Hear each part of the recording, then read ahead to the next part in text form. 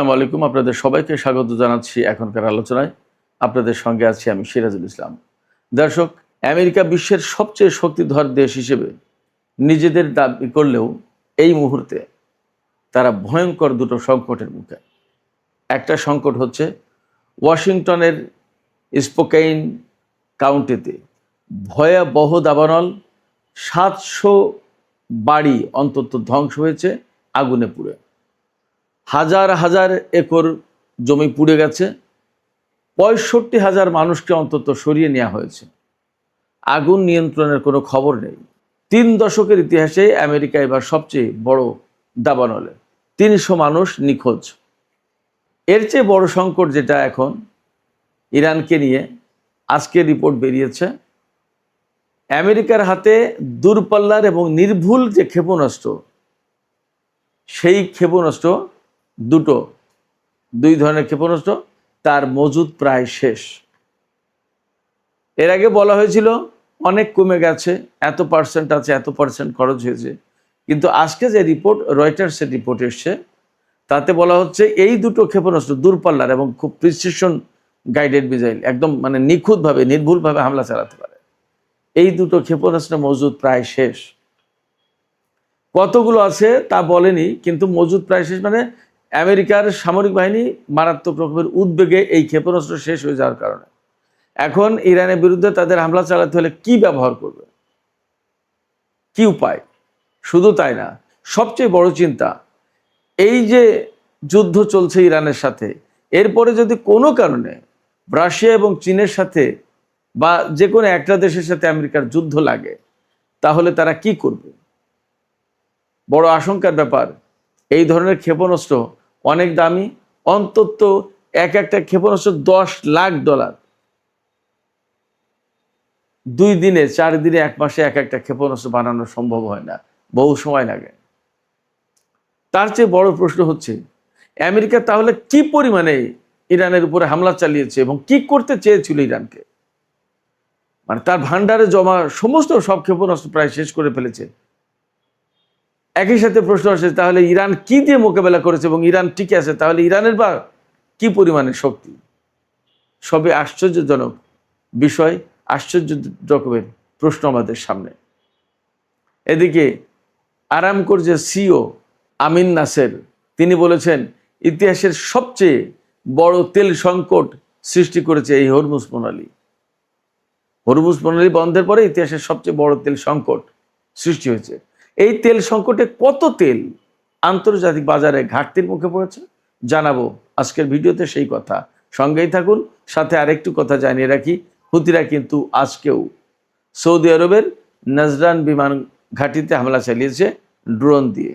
এপাশে মার্কিন প্রশাসনের পক্ষ থেকে বারবার দাবি করা হলেও, এবং আমি সর্বশেষ আল জাজিরাতেও খবর দেখলাম, বা আরও কোনো মিডিয়াতে খবর দেখলাম, অনেকগুলো মিডিয়া ঘাটলাম, তো অনেক জায়গায় বলা হচ্ছে যে অল্প আজকালকের ভেতরেই হয়তো আমেরিকা এবং ইরানের মধ্যে একটা চুক্তির রূপরেখা প্রণয়ন করা হবে, এবং কাতার নাকি এটার খসড়া প্রচার করেছে। বাট ইরান বলছে আমরা তো কিছুই জানি না। আসলে হচ্ছেটা কি? অনেকগুলো বিষয় আছে, মূল বিষয় এখানে দুটো: আমেরিকার দাবানল, 2 নম্বর হচ্ছে আমেরিকার ক্ষেপণাস্ত্রের ভান্ডার ফুরিয়ে আসার কথা। সুপ্রিয় দর্শক, এই বিষয়গুলো নিয়ে মোটামুটি বিস্তারিত আলোচনা করার চেষ্টা করব। আশা করি আপনারা সঙ্গে থাকবেন শেষ পর্যন্ত। আর ভিডিও ভালো লাগলে লাইক, কমেন্ট, শেয়ার করবেন এবং চ্যানেলটি সাবস্ক্রাইব করে সাথেই থাকবেন। দর্শক, চলুন আমরা বিস্তারিত আলোচনা করি। প্রথমেই আমেরিকার ক্ষেপণাস্ত্রের বিষয়টা আমি বলি একটু, কারণ এই ব্যাপারে মানুষের সবচেয়ে বেশি আগ্রহ। আমেরিকার খুব গুরুত্বপূর্ণ দুটো ক্ষেপণাস্ত্র হচ্ছে army tactical missile system, ATACMS। এই আর্মি ট্যাকটিক্যাল মিসাইল সিস্টেম, আরেকটা হচ্ছে প্রিসিশন স্ট্রাইক মিসাইল। এই দুটো ক্ষেপণাস্ত্র আমেরিকার হাত থেকে একদম প্রায় শেষ। অথচ এই দুটো ক্ষেপণাস্ত্রের প্রধান বৈশিষ্ট্য হচ্ছে এরা অন্তত 1000 কিলোমিটার দূর থেকে হামলা চালাতে পারে এবং অত্যন্ত নিখুঁতভাবে হামলা চালানোর ক্ষমতা রাখে, অত্যন্ত নিখুঁতভাবে। আপনারা বুঝতেই পারেন আমেরিকা সারা বিশ্বের প্রযুক্তিতে একসময় অবশ্যই শ্রেষ্ঠ ছিল, এখন চীন নাকি আমেরিকা এই সমস্ত নিয়ে বিতর্ক আছে, বাট আমেরিকা তো অবশ্যই একটা গুরুত্বপূর্ণ শক্তি, তাতে তো কোনো সন্দেহ নেই। ইরানের সাথে যুদ্ধ করতে এসে আটকা পড়েছে সেটা ভিন্ন কথা, কিন্তু তাদের প্রযুক্তি তো খুব নিখুঁত এবং ডেভেলপড। তো এই দুটো ক্ষেপণাস্ত্র তাদের ভান্ডারে দীর্ঘদিন ছিল এবং তারা যুদ্ধ করার ক্ষেত্রে দূর থেকে এই সমস্ত ক্ষেপণাস্ত্র দিয়ে হামলা চালিয়ে শত্রুপক্ষকে ঘায়েল করেছে। এই ক্ষেপণাস্ত্র এখন আমেরিকার ভান্ডারে ব্যাপকভাবে কমে গেছে। তাহলে তাদের উপায় কি? এই নিয়ে মার্কিন সামরিক বাহিনীতে উদ্বেগের কোনো শেষ নেই। সবচেয়ে বড় মুশকিল হচ্ছে কি, একটা ক্ষেপণাস্ত্রের দাম অন্তত পক্ষে $10 লাখ। এই ক্ষেপণাস্ত্র যে হুট করে 2-4 দিনে, 10 দিনে, 1 মাসে বানানো যাবে ব্যাপারটা তা কিন্তু না, অনেক সময় লাগে। এবং চাইলেই যে 2-5-10টা বের করে এনে আপাতত ইরানের বিরুদ্ধে যুদ্ধ শুরু করলো এমনটা হবে না।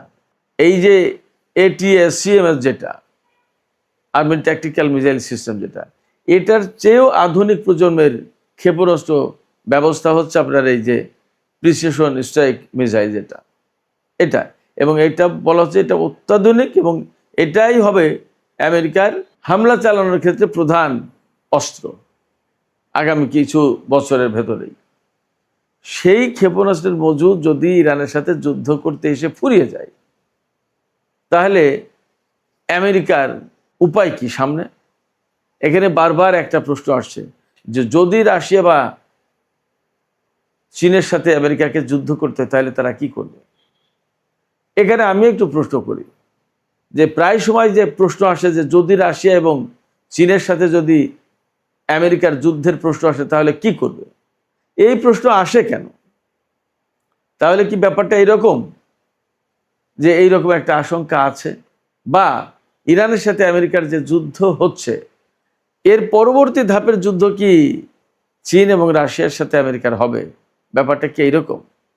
এবং তাহলে কি একটা বৃহত্তর পরিকল্পনার আওতায় এই যুদ্ধ হচ্ছে, যেখানে চীন, রাশিয়া, ইরান আমেরিকাকে আসলেই বিশ্ব মঞ্চ থেকে বিদায় দিতে চায়, বিশ্বের প্রধান শক্তি হিসেবে তাকে বিদায় জানাতে চায়, এবং সেটাই কি এককেন্দ্রিক বিশ্ব ব্যবস্থা থেকে বহুকেন্দ্রিক বিশ্ব ব্যবস্থায় পৃথিবীটাকে রূপান্তরিত করার কর্মসূচি হতে পারে? এবং আমি তো বলেই আসছি যে বহুদিন ধরেই বলছি, লিখছি, ইরান, রাশিয়া এবং চীন একটা বড় মিশন নিয়ে সামনে আগাচ্ছে। যা হোক, এই ক্ষেপণাস্ত্র আমেরিকার হাত থেকে প্রায় ফুরিয়ে গেছে। কতগুলো আছে নোবডি নোস সেটা বলছে না। এখানে প্রশ্ন আসছে যে তাহলে ইরানকে একেবারে মাটির সাথে মিশিয়ে দেওয়ার জন্য আমেরিকা কি পরিমাণে ক্ষেপণাস্ত্র ব্যবহার করেছে, কি পরিমাণে শক্তি ব্যবহার করেছে। শুধু তো আমেরিকা ব্যবহার করেনি, একই সাথে ইসরায়েল ব্যবহার করেছে। এবং আমেরিকা যতটা না ইরানকে মাটির সাথে মিশিয়ে দিতে চেয়েছে, তার চেয়ে বেশি ইসরায়েল মিশিয়ে দিতে চেয়েছে। কারণ ইসরায়েল সরাসরি তার নিজের জন্য ইরানকে হুমকি মনে করে। আমেরিকা ইরানকে তার অস্তিত্বের জন্য হুমকি মনে করে না, কিন্তু ইসরায়েল তার অস্তিত্বের জন্য ইরানকে হুমকি মনে করে। অতএব এখানে এই যুদ্ধে আমেরিকা যতটা শক্তি প্রয়োগ করেছে তার চেয়ে অনেক বেশি শক্তি প্রয়োগ করার কথা, অন্তত ইচ্ছা ছিল ইসরায়েলের, এটা বলতে কোনো দ্বিধা নেই। যদি তাই হয় তাহলে আমরা সহজেই অনুমান করতে পারি ইসরায়েল এবং আমেরিকা কি পরিমাণে শক্তি প্রয়োগ করেছে ইরানের উপরে। তারপরেও ইরান টিকে আছে। তাহলে ইরানের হাতে কি পরিমাণে শক্তি, তাদের হাতে কি পরিমাণে প্রযুক্তি, এবং তারা কতটা প্রতিরোধ করতে পেরেছে, এখান থেকে আমরা কল্পনা করতে পারি, বুঝতে পারি, একটা ধারণা পেতেই পারি। সুপ্রিয় দর্শক, এই জায়গা থেকে আমাদের সামনে আরও যে সমস্ত কথা আসে, যে সমস্ত বিষয়গুলো আমাদের সামনে ফুটে ওঠে, সেটি হচ্ছে আমেরিকার হাতে এই সমস্ত গুরুত্বপূর্ণ অস্ত্র ফুরিয়ে যাওয়ার কারণে, তারা অস্ত্রের ঘাটতির মুখে পড়ার কারণে ইরানের বিরুদ্ধে হামলা চালানোর হুমকি দিয়েও হামলা চালাচ্ছে না। ব্যাপারটা কি তাই?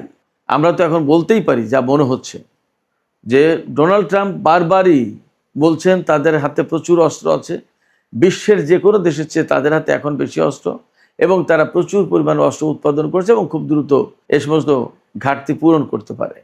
কিন্তু আসলে কি ব্যাপার তাই? যদি ব্যাপার তাই হবে তাহলে এই সমস্ত রিপোর্ট কেন বের হচ্ছে? তাহলে কি ইরানকে তারা ফাঁকি দেওয়ার চেষ্টা করছে? আমি ব্যক্তিগতভাবে মনে করছি ব্যাপারটা ফাঁকি দেওয়ার প্রশ্নে নেই, বরং ওইটাই সত্য যেখানে আমেরিকা অস্ত্রের ঘাটতির মুখে এবং তারা হামলা চালাতে পারছে না। দূরপাল্লার ক্ষেপণাস্ত্র দিয়ে হামলা চালাতে যখনই পারছে না, তার মানেই হচ্ছে এখন ইরানের আকাশে বিমান প্রবেশ করাতে হবে, ইরানের আকাশে বিমান নিয়ে যেতে হবে, ইরানের আকাশ থেকে ইরানের উপরে বোমা হামলা চালাতে হবে। তাহলে পরিস্থিতিটা কি দাঁড়াবে? তাহলে পরিস্থিতিটা যা দাঁড়াবে সেটা হচ্ছে আমেরিকার জন্য একটা দুঃস্বপ্ন হয়ে দাঁড়াবে। ইরানের যে ক্ষেপণাস্ত্র প্রতিরক্ষা ব্যবস্থা আছে, বিমান প্রতিরক্ষা বা আকাশ প্রতিরক্ষা ব্যবস্থা আছে, তা দিয়ে খুব দ্রুতই, সাদা বাংলায় বলে ফটাফট ফটাফট মার্কিন বিমানকে ধ্বংস করবে। অনেকগুলো বিমান ভূপাতিত হবে, অনেকগুলো পাইলট মারা যাবে অথবা ইরানের হাতে ধরা পড়বে, আমেরিকা প্রচণ্ড বিপদের মুখে পড়বে। এই পরিস্থিতি এড়ানোর জন্য তাদের হাতে অবশ্যই দূরপাল্লার ক্ষেপণাস্ত্র থাকা দরকার, কিন্তু সেই ক্ষেপণাস্ত্র ফুরিয়ে গেছে। কি করবে? মহাসংকটে আমেরিকা, মহাসংকটে। সুপ্রিয় দর্শক, এবার আমরা একটু মধ্যপ্রাচ্যের আরও কিছু বিষয় নিয়ে কথা বলে সর্বশেষ আমেরিকার দাবানল ভয়াবহ আগুনে কিভাবে পুড়ে যাচ্ছে, সারকার হয়ে যাচ্ছে ওয়াশিংটন, সেটা বলবো। ইয়েমেনের হুতিরা আজকে ড্রোন হামলা চালিয়েছে সৌদি আরবের নাজরান বিমান ঘাঁটিতে, বিমানবন্দরে, এবং হুতিরা দাবি করেছে তাদের নিজস্ব প্রযুক্তিতে তৈরি কামিকাজে ড্রোন দিয়ে এই হামলা চালিয়েছে এবং বিমানবন্দরে একটা কৌশলগত স্থাপনায় হামলা চালিয়েছে, যেটা খুবই গুরুত্বপূর্ণ। ক্ষয়ক্ষতির পরিমাণ জানা যায়নি। এবং হরমুজ প্রণালীতে ইরান কিন্তু একটি জাহাজে হামলা চালিয়েছে গত রাতেই, এবং হরমুজ প্রণালী আর বাব আল মানদেব প্রণালী অনেকটা অচল অবস্থায় আছে, সেখান দিয়ে জাহাজ চলাচলের পরিমাণ খুবই কম। ইরানের দেখানো রুটের বাইরে গেলেই সেই জাহাজে হামলা করছে, তার সে যতই আমেরিকা নিরাপত্তা দেওয়ার কথা বলুক, ইরান মানছে না। এবং ইরান পরিষ্কার করে বলেছে হরমুজ নিয়ন্ত্রণ ওমান এবং ইরান করবে, এবং ইরানের কথা ছাড়া কোনো রুট চালু হবে না, পরিষ্কার। তার মানে মধ্যপ্রাচ্যে বা হরমুজ প্রণালী এলাকায় বা বাব আল মানদেব প্রণালী, হরমুজ প্রণালী, এই এলাকায় ইরানের কথায় এখন সমস্ত সবকিছু চলছে, হচ্ছে এবং হবে যা পরিস্থিতি। এদিকে আরামকো, সৌদি আরবের যে প্রধান তেল কোম্পানি আরামকো, এই আরামকোর সিও প্রধান নির্বাহী কর্মকর্তা আমিন নাসের, তিনি বলেছেন যে হরমুজ প্রণালীতে যে অচল অবস্থা তৈরি হয়েছে, ইরান এই হরমুজ প্রণালী আটকে দেওয়ার পর যে সংকট তৈরি হচ্ছে, এটা বিশ্বের ইতিহাসে সবচেয়ে দীর্ঘ এবং বড় সংকট তেলের ব্যাপারে। এত বড় তেল সংকট আর কখনো পৃথিবীতে ছিল না। এই সংকটে তিনি বলছেন যে 260 কোটি ব্যারেল তেল আন্তর্জাতিক বাজারে এই সময়ে কম গেছে, অর্থাৎ ঘাটতি পড়েছে। যে সমস্ত চালান যাওয়ার কথা ছিল তাতে 260 কোটি ব্যারেল তেল আন্তর্জাতিক বাজারে যেতে পারেনি। তাহলে আন্তর্জাতিক বাজার তেলের অবস্থা কি অবস্থা আপনারা চিন্তা করুন। তার মানে আরও যদি 1-2 মাস এই হরমুজ প্রণালী এবং বাব আল মানদেব প্রণালী আটক থাকে এইভাবে, তাহলে বিশ্ববাজারে তেলের পরিস্থিতি কি হবে আপনারা কল্পনা করুন।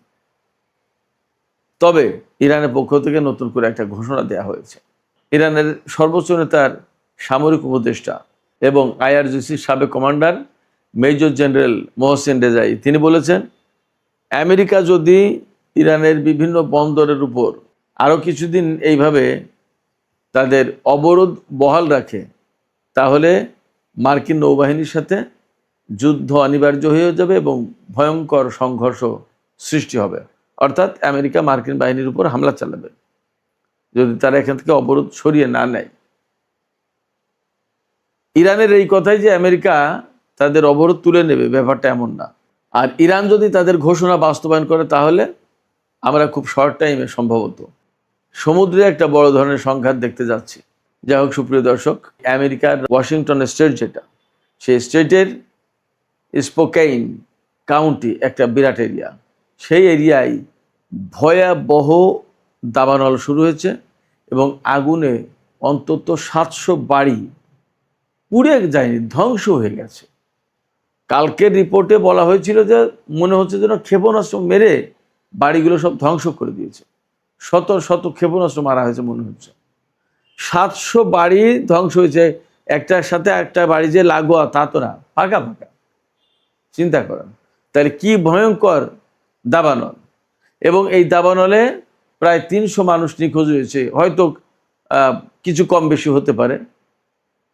তবে মার্কিন কর্তৃপক্ষ বলছে যে এই ক্ষয়ক্ষতি যে কি পরিমাণে হয়েছে এটা এখনই বলা যাচ্ছে না, আগুন নিভিয়ে একদম পুরোটা অ্যাসেস করার পরে, মানে হিসাব নিকাশ একটা মূল্যায়ন করার পরে বলা যাবে। কিন্তু বাস্তব কথা হচ্ছে কি, যে আগুন নিভানোর কিন্তু এখনো কোনো আকার আলামত কিছুই পাওয়া যাচ্ছে না। প্রচণ্ড রকমের দাবদাহ, প্রচণ্ড রকমের খরা, বাতাসের তীব্রতা অনেক, বাতাসের জলীয় বাষ্প নেই বললেই চলে, মানে মারাত্মক একটা পরিস্থিতি। আগুন জ্বলার জন্য এ ধরনের উপাদান প্রয়োজন, তার সব কিছু আছে, নিভানোর কোনো ব্যবস্থা নেই। যে নিভানোর চেষ্টা করছে ফায়ার ফাইটার, আপনারা চিন্তা করুন, এই স্পোকেন কাউন্টিতে 1000 ফায়ার ফাইটার দেওয়া হয়েছে, এই দমকল অগ্নি নির্বাপক বাহিনীর লোকজন 1000 মোতায়েন করা হয়েছে, পারছে না। এবং আরও দুঃসংবাদ হচ্ছে যে এই সপ্তাহের শেষের দিকে পরিস্থিতি আরও খারাপ হবে, বাতাসের তীব্রতা বাড়বে, তাপমাত্রা বাড়বে, এবং এভাবে যদি অগ্নিকাণ্ড চলতে থাকে তাহলে মানে এই কাউন্টি প্রায় শেষ হয়ে যাবে। এই মৌসুমে, যে এই চলতি গ্রীষ্মকালে আমেরিকায় অন্তত 15টা দাবানলের ঘটনা ঘটেছে, এবং এই 15টা দাবানলে বিভিন্ন অঞ্চলে, বিভিন্ন স্টেটে, আমেরিকার উত্তর এবং পশ্চিম অঞ্চলে মূলত এই দাবানলগুলো সৃষ্টি হচ্ছে বেশি। তাতে 4.5 লাখ একরের বেশি জায়গা পুড়ে গেছে, বনভূমি, ঘর বাড়ি পুড়ে গেছে। ভয়ঙ্কর একটা পরিস্থিতি। কিভাবে এই আগুনের সূত্রপাত হলো সে ব্যাপারে আল জাজিরার একটি অনুসন্ধানী প্রতিবেদনে বলা হয়েছে, 37 বছর বয়সী এক ব্যক্তিকে আগুন লাগানোর সন্দেহে সোমবার আটক করা হয়েছে। এখন তিনি আগুন লাগিয়েছেন এবং এত রাজ্য জুড়ে ছড়িয়ে পড়লো কিভাবে, সেটা একটা ব্যাপার। তবে এটা ঠিক যে আমেরিকা, ইউরোপের বিভিন্ন এরিয়াতে যখন গ্রীষ্মকাল হয় তাপমাত্রা এত মারাত্মক পর্যায়ে পৌঁছায় এবং বাতাসের জলীয় বাষ্পের পরিমাণ একদম 0 পর্যায়ে চলে আসে, প্রায় ভয়ঙ্কর একটা পরিস্থিতি। তখন প্রচুর দাবানল হয়। এবার ইউরোপে যথেষ্ট অনেকগুলো দাবানল আছে, ফ্রান্স, ইটালি, আপনার স্পেন, এই সমস্ত জায়গায়। তাতে আমেরিকায় যে সংকট তৈরি হয়েছে এই দাবানলকে ঘিরে, এবার এটা নজিরবিহীন বলা যায়। 30 বছরের ভেতরে এবারই সবচেয়ে বেশি ওয়াশিংটন স্টেটে বড় দাবানল সৃষ্টি হলো। তো এই যে আমেরিকায় প্রচণ্ড দাবানল, এতে সবচেয়ে ক্ষতিগ্রস্ত হচ্ছে সাধারণ মানুষ। এই ক্ষতি হয়তো আমেরিকার জাতীয় অর্থনীতিতেও একটা বড় বিষয় হয়ে দাঁড়াতে পারে, কারণ যখন ইরানের বিরুদ্ধে আমেরিকা যুদ্ধ করতে গিয়ে বড় রকমের অর্থনৈতিক চাপের মুখে পড়েছে, সামরিক এবং রাজনৈতিক চাপ তো আছেই, সেই জায়গায় অভ্যন্তরীণভাবে এত দাবানল এবং এত ক্ষয়ক্ষতি নিশ্চয়ই আমেরিকার উপর আলাদা রকমের চাপ সৃষ্টি করবে। সুপ্রিয় দর্শক, এখনকার আলোচনা এখানে শেষ করতে চাইছি। আলোচনা শেষের আগে আপনাদের কাছে জানতে চাই, আপনাদের মতামত জানতে চাই, বুঝতে চাই, এই যে খুবই গুরুত্বপূর্ণ দূরপাল্লার এবং নির্ভুলভাবে হামলা করতে সক্ষম আমেরিকার ক্ষেপণাস্ত্র প্রায় শেষ উদ্বেগে মার্কিন বাহিনী বলা হচ্ছে, আপনাদের কাছে কি মনে হয়, এটা কি প্রকৃতপক্ষেই ঘটেছে নাকি একটা কৌশলের অংশ হিসেবে বলছে? হয়তো এই সমস্ত নানা রকমের কৌশল, ভুলভাল তথ্য দিয়ে আমেরিকা ঠিকই ইরানের উপর হামলা চালিয়ে বলবে। আপনাদের কি মনে হয়? আপনাদের মতামত জানিয়ে কমেন্টে লিখতে পারেন। আর ভিডিও ভালো লাগলে আবারও বলি, লাইক, কমেন্ট, শেয়ার করবেন এবং চ্যানেলটি সাবস্ক্রাইব করে সাথেই থাকবেন।